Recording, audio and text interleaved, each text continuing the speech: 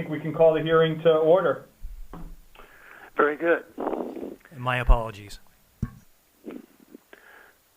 Okay, participants, this is the Pima County Board of Adjustment, District 1 meeting of May 3rd, 2021.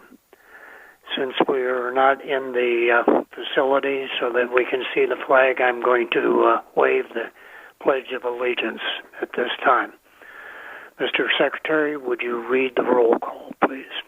Yes, Mr. Chair. Mr. Green? Present. Mr. Call? Present. Mr. Brass? Present. Chair Wildblood? Present. Mr. Chair, we have 4 members, so we have a quorum and we can proceed. Very good. Would the recording secretary read the first case description, please? Yes, Mr. Chair. Case P21VA00006, Harris East Orange Grove Road. Brian J. Harris on property located at 935 East Orange Grove Road in the CR1 Single Residence Zone requests to reduce the front yard setback to 0 feet.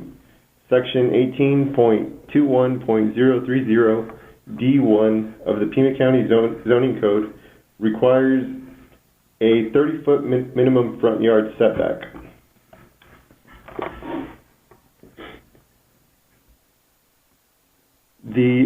So the approximate 0.79 acre CR1 zone vacant property is known as Lot 63 in the Santa Catalina Estates subdivision, located in northeast Pima County in a predominantly residential area, 2,000 feet southwest of Orange Grove Middle School. The area is medium to high density residential. Zoning consists of CR1 and CR4. Parcels range in size from 0.8 to 1.5 acres. There's access off of Orange Grove Road for this parcel. There's no existing driveway or entry to the property, and a small wash or ravine runs adjacent to the road. This site was once combined with the property directly east of it, parcel 108-06-126F. Since then, the property owner has re-subdivided the parcels to their original orientation as represented in the approved subdivision plat for Santa Catalina Estates in Book 15, page 59. Due to the unusual size and orientation of the parcel, as well as other impacts from the designated riparian habitat and significant floodplain areas, there are limited options the owner has to work with in establishing an area for a dwelling. In light of support from both Pima County Flood Control and Department of Transportation, and with the information presented by the applicant, staff finds this a reasonable variance request and one that staff can support. The applicant's variance request specifically involves reducing the front yard setback down to 0. The required front yard setback in CR1 zoning per the Pima County Zoning Code is 30 feet. Although this request may seem extreme at face value, it is an understandable request for the orientation and existing condition of the parcel and would be the minimum to afford relief. Staff recommends approval of the variance request subject to the following condition.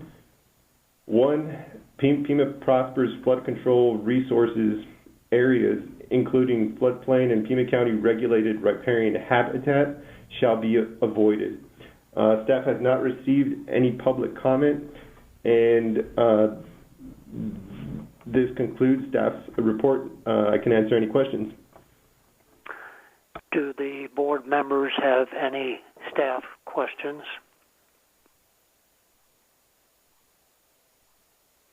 That being none, the applicant is present on the phone. I believe Mr. Harris is on the phone. If he would like to make a comment at this point in time, anything to add to your case? And Mr. Harris, just give your name and address for the record prior to speaking. Thank you. Yes, my name is Brian Harris. I live at 4210 North Saranac Drive, Tucson, Arizona 85718. I've been in communication with Nick over the past couple months about this, and I think his summary here and background is he's done a fabulous job outlining everything that we've discussed in a very concise manner, so I honestly don't have anything else to add here. Very good. Is there anybody else on the phone at this point in time to speak against this variance?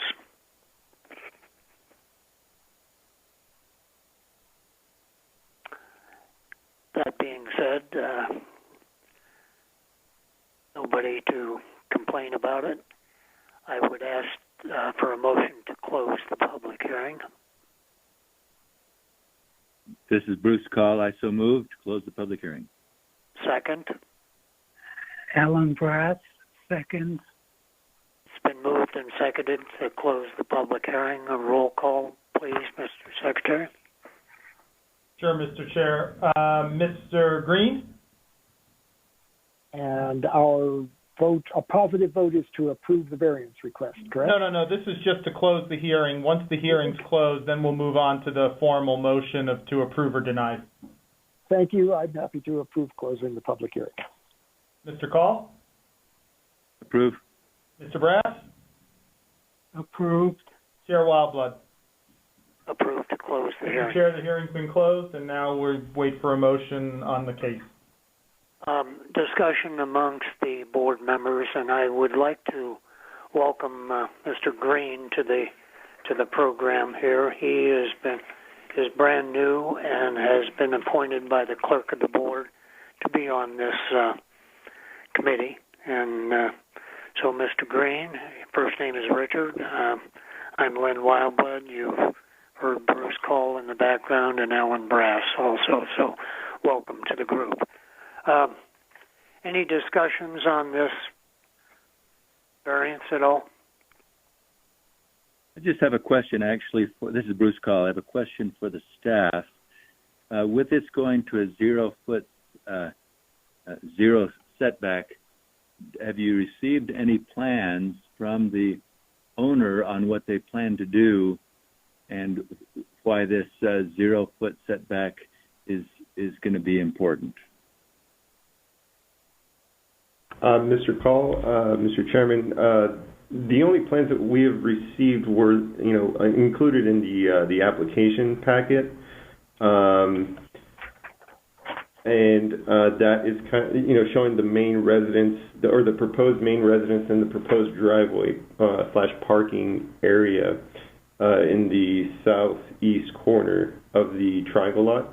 So, as far as, anything more detailed would probably come later toward, time of permitting for a building. And then I'm sorry, I didn't catch your second part of the question. Well, it was just trying to determine if there were, if it was known at this point what kind of impacts that might be, just because we see what the, on plan what that might be. It didn't look like there was anything else to allow us to see what was specifically going to be there. Right, Mr. Chairman, Mr. Call. Yeah, the impacts. I mean, I think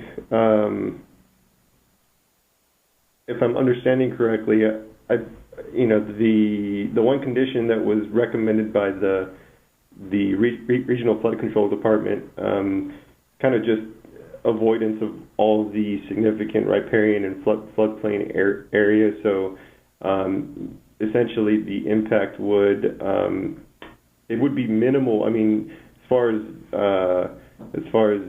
Department of Transportation and flood control is concerned, because there have been measures to kind of mitigate both of the departments.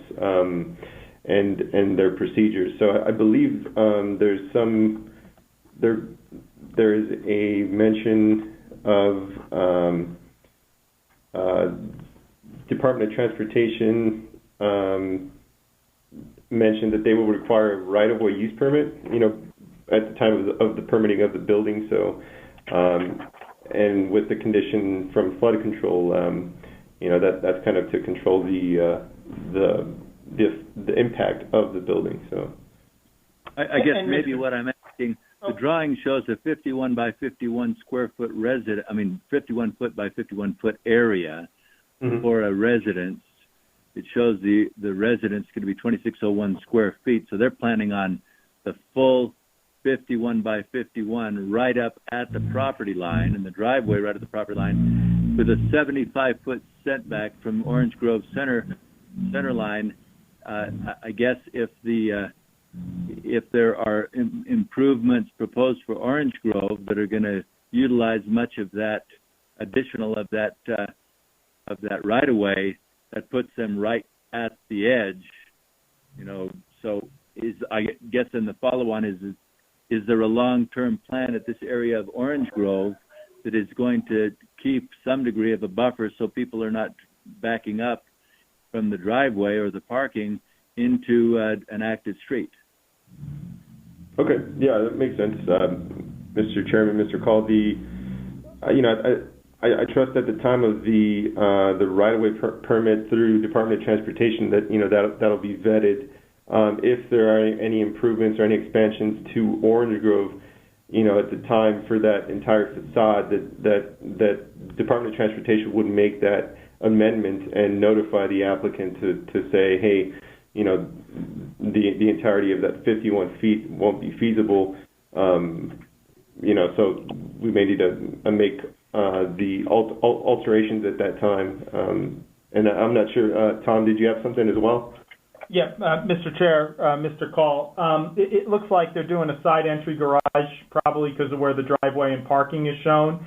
And so I think that's going to mitigate any issues with them backing up right onto Orange Grove. And that's why it was so critical that we reached out to DOT during this process, because it was such a reduction in the front yard setback. And so I think maintaining that, getting a right-of-way use permit, I think those are going to mitigate any potential life safety issues that may arise with the building being so close to the front property line. Okay, because I think what I'd be inclined to do would be have some type of a comment in the motion that in the event that Orange Grove gets fully developed or something, and as a result of their improvements, that is an impediment on proper use of and proper circulation along Orange Grove, that then becomes the owner's responsibility rather than fall back on the county. Mr. Chair, Mr. Call, that's going to happen anyway, I would say, and with the driveway being shown the way it is, it appears that a side entry garage is, where you're going to have to drive onto the property and then drive into the garage, is going to be the avenue to access the home. So even with a future expansion to 2 lanes each way, there's still going to be substantial dirt and vegetation, to where the curb is. The curb's not going to go right up to the boundary, and so there's still going to be ample access in the right-of-way. And with the side entry garage, I think that is going to be sufficient. But I didn't see in the write-up. Maybe I just missed it, but I didn't see in the write-up. Does the owner of lot 126, is that the same as the owner of lot 63? Mr. Chair, Mr. Call, no. The 126 has been sold. You're speaking of the parcel the 126F suffix. Yes. The one that is immediately adjacent on the east of this block we're looking at, because it looks like, in light of what Tom's comment is, if they're driving in, if it's a side entrance to that side entrance, then it's coming across the adjacent property. I don't know if they have, if they have an easement or something for it. Otherwise, they're putting it right there on the edge of the right of way, edge of the street, and it just seems like the whole concept with front setbacks is to be able to allow people to get out onto major streets without impeding the traffic flow on those streets, and this has got me questioning. Mr. Chair, Mr. Call, if I can make a suggestion, I would probably recommend reopening the hearing and asking the applicant, because I'm using my judgment from what I'm looking at on the site plan. It may be appropriate to have the applicant ask, because if they're backing up right on the road, then there may be additional either criteria or conditions that are warranted. If it is a side entry garage and there's a 25-foot setback, there is substantial parking and backing in that area similar to other lots at that point, because normally we do have a 20-foot off-street, front setback in all zones, and that's meant for off-street parking. And so with him showing it, the applicant showing it this way, I don't know if staff's concerned, but it may be appropriate to just reopen the hearing and allow the applicant to respond. This is the chairman. I would ask one question of Tom or Nick, and that is, transportation has approved this, have they not? Mr. Chair, that's correct. They did recommend approval. Subject to the right-of-way use permit. Okay. At that point in time, I would recommend that we reopen the hearing and ask the applicant, Mr. Harris, exactly what his plan is there, because this is an unusual shaped lot for sure.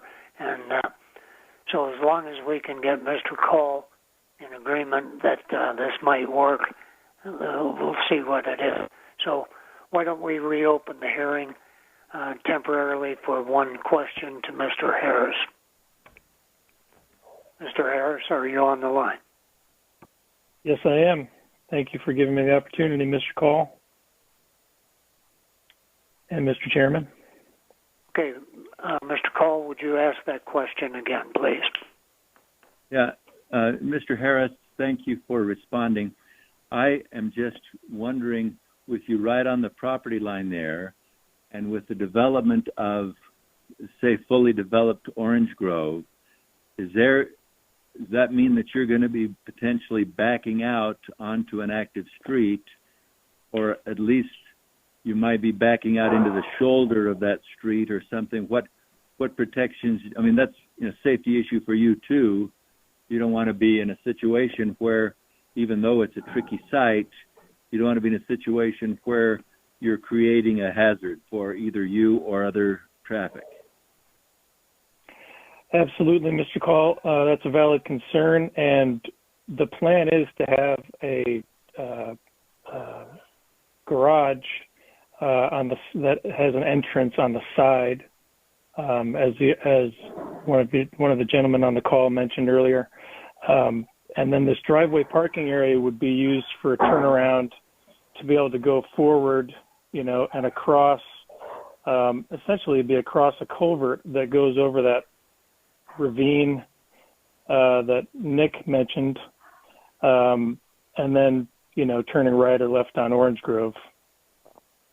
So are you saying then, Mr. Harris, that what I see on the drawing that calls driveway/parking, that is a maneuver space so that the vehicle that goes in, the side entrance to the main residence, there's enough room with, looks like about a 25, well, maybe only about a 20 to 25 foot square, that you're going to be able to maneuver your vehicles to come out head first? Yes, that is the plan. Okay, I would just suggest then, in thinking that through, that a 25 foot square area might make it a little bit tricky to try as adequate space to be able to maneuver a vehicle to get out there. Maybe if you've got, small sedan, that might not be an issue. If you've got a pickup, you've got a potential problem. Be 2 or 3 times trying to maneuver to get that out head first. Well, we will certainly take that under advisement. The location where the residence is noted here, I mean, there is some wiggle room. We could move it to the west a bit to accommodate a larger driveway. We have quite a large east-west portion along Orange Grove that's available. So there could be, the garage could be cut out so that it's a little farther west, with the residence being farther north. I think we have some options which won't interfere with the recommendations of avoiding the floodplain and riparian habitat that are noted on the recommendation. Okay, because what you show here then becomes what it is that is the the basis for this decision and this vote. At my background, just so that you're familiar, I'm an architect and an engineer by profession. So you look at it, a 25-foot turnaround space with a regular garage to get in. To put that in perspective, typical parking spaces are 9 feet wide and anywhere from 18 to 20 feet deep. So you try to back out and maneuver, make the turn to get out head first, you're pressing your luck, and you're certainly not going to be a comfortable maneuvering space. So, if you want to make a 75-point turn to make that turn to get out on Orange Grove, I guess that's your choice. But I'd suggest you increase that enough to make it a comfortable maneuvering space. I will definitely speak with the builder about that, and we will definitely take that under advisement. And I appreciate your concern on that. Other than that, it sounds like that the issues have been addressed with transportation and others. No issues from your neighbors. So that's my only concern, because if the thought is that you back out into that street, I would not be in favor of this proposition. I would not be in favor of backing out onto the street, so I think we're in agreement on that. All right, at this point in time, I'd like to close the hearing again. Mr. Brass, do you have any questions about this? Mr. Green, do you have any questions? No, I don't. Thanks. I will call for a motion to approve or deny this variance.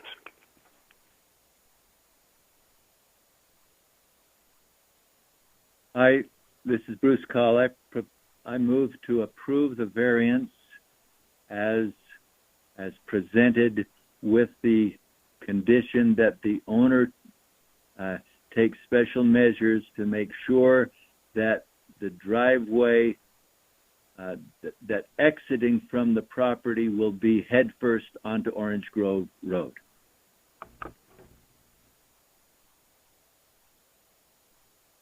Mr. Call, that with the condition of flood control as well, correct? Yes, the condition's already stipulated. The only one I add is that let me rephrase this so that I get it exactly right. Hold on a second. Let me get the first of the okay, I move to approve request PV P21VA 00006 Harris, East Orange Grove Road, with the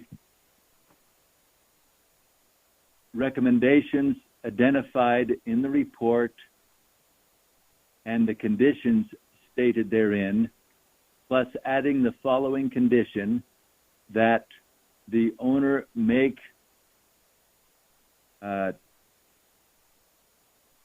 take measures so that the vehicle exiting the property will be headfirst onto Orange Grove Road.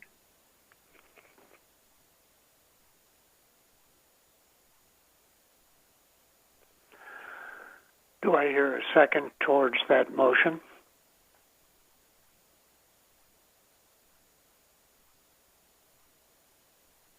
This is Richard Green. I can second. It's been moved and seconded. Mr. Chair, are you ready for the vote? I am ready for the vote. That was my next statement, Tom. Okay. So it's P21VA0006, Harris, East Orange Grove Road. Motion to approve two conditions, the staff imposed condition and the additional condition, which generally requires head first exiting onto Orange Grove Road to prevent backing up directly onto the road. So that's the motion. Roll call vote. Mr. Green. Aye. Mr. Call. Approve. Mr. Brass. Mr. Brass. You may be on mute. Approve. Oh, there we go. And Chair Wildblood. Approve. Mr. Chair, the motion was approved 4-0. All right, that closes this case. I have the staff report on the next case, please. Yes, sir, Mr. Chair. P21VA00007 Mountain View Equities LLC, North Thornydale Road. Mountain View Equities LLC, Glenwood Real Estate Services, represented by Andrew Chi, on property located at 9611 North Thornydale Road. In the CB1 General Business Zone, requests the following variances. 1, to increase the sign area to 114.8 square feet. Section 18.79.080D3BI of the Pima County Zoning Code restricts sign area to 50 square feet. 2, to increase the sign height to 18 feet. Section 18.79.080D4B of the Pima County Zoning Code restricts sign height to 10 feet. And 3, to reduce the sign setback to 0 feet. Section 18.79.080D7A2 of the Pima County Zoning Code requires a 10-foot setback from the property line. So this approximate 5.5 acre CB1 zone property is part of the site for the Linda Vista Shopping Center Revision 1 Historical Development Plan in Book 20, page 60, and is currently developed as a shopping center. It is located in northeast Pima County in a mixed residential area directly north of the Mountain View High School.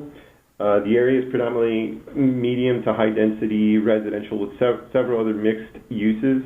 Zoning consists of SR, CR4, and CR5. Parcels range in size from 0.1 acres to 12 acres. There are several direct accesses to the site off of both North Thornydale and West Linda Vista.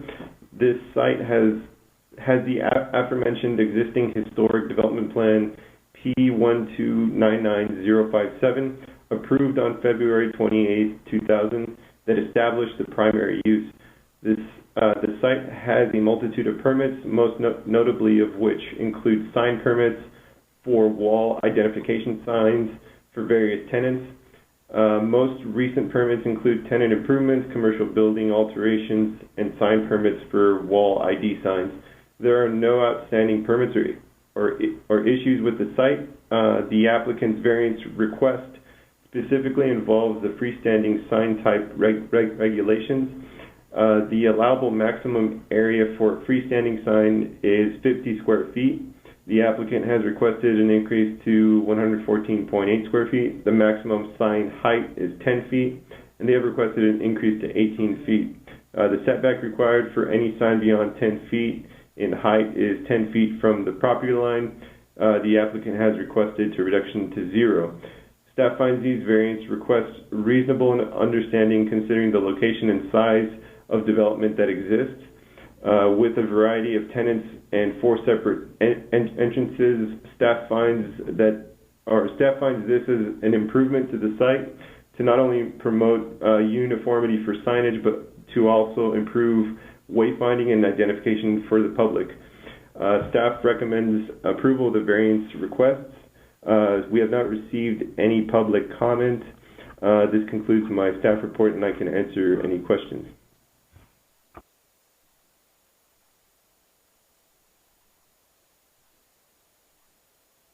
Nicholas, this is Bruce Call. Mr. Call. Mr. Chairman, Nicholas, there are shown on the drawing other freestanding signs. I assume those are going to be removed. Is that correct? Yes, Mr. Chair, Mr. Call. Which ones are you referring to specifically? I think Bruce. Just Bruce. I think you can ask that question of the applicant himself. Okay, I can do that. Are there any questions of staff by Mr. Call or Mr. Brass, Mr. Green? And Chair, just to clarify, I know on signage, the one area of this site that is excluded is the McDonald's Chevron area. So So that is not part of this, but staff's expectation is that any signs on this complex would be removed to have these new ones added. So just to clarify on that. Yes. At this point in time, I would ask that is the applicant on the phone, and who is speaking for the applicant, please? This is the applicant. My name is Andrew Chi, and I am representing Glenwood Real Estate Services. Andrew, would you please be sworn in by the secretary? Andrew, just name and address for the record, and then you can proceed. My name is Andrew Chi.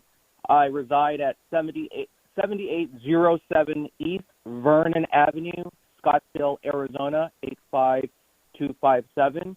I am representing Glenwood Real Estate Services for case number P21VA00007, Mountain View Equities, North Thornydale Road. Thank you, Chairman